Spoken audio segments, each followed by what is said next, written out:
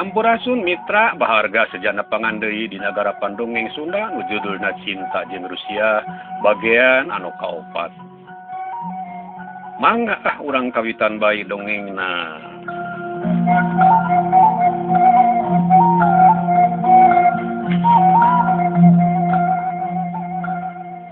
Mung naon ibu sakali deui eta awewe tumanya bari hatena deg-degan.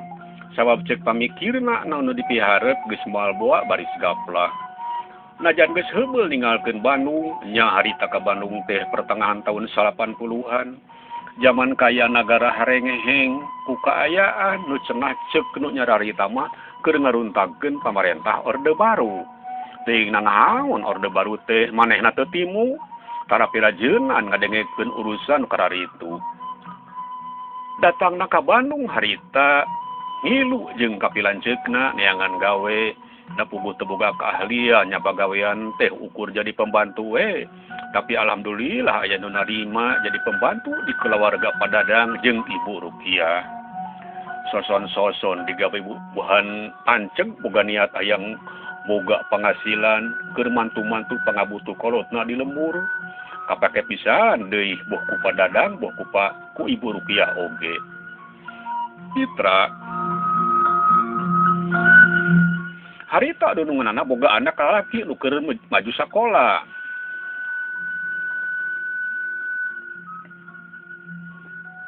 Di paguruan luhur kuliah demi eta awewe keur numejeuna nu pincak umur dewasa kira umur 20 tahunan.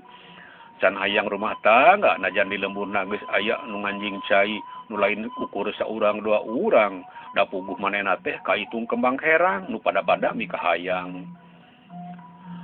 Nya kolotna mah peupeujeuh cenah ulah ingkah ka kota mending geura rumah tangga bae. Tapi manehna nyarita hayang boga pengalaman heula hayang nyaho kota cenah geun bae soal jodoh mah dalamun geus waktuna moal ka mana. Nya paksa bae manehna teh indit ka Bandung ngilu jeung kapilanceukna teh ngajugdug Bandung nu sok jadi pangimpungan urang lembur nepi ka bumetahna. Balik kalan-kalan 2 bulan sakali kalan-kalan teu pisan kewe nguru lebaran. Buluhan digawe sok di-PHP-keun ka kapilanceukna. Keur kolotna teh ngan nyaeta panungtung tahun 80-an kaya nagara beuki riceu. Manehna meunang musibah anu moal poho tepi ka iraha bae oge. Manehna mulang ka lembur sabada ngarengsekeun pasoalan nu teu bima ka dirina. Mulang teh ninggalkeun kabeung berat nu kacida rongkahna. Nya harita tahun 2010 manehna datang deui ka Bandung, maksudna rek nyieulkeun rereged sugan Banglas. Sakotret harapan geus nembongan tapi aya kaham-ham da geundingna nu rek diiluan teh sehingga anu teu misuka.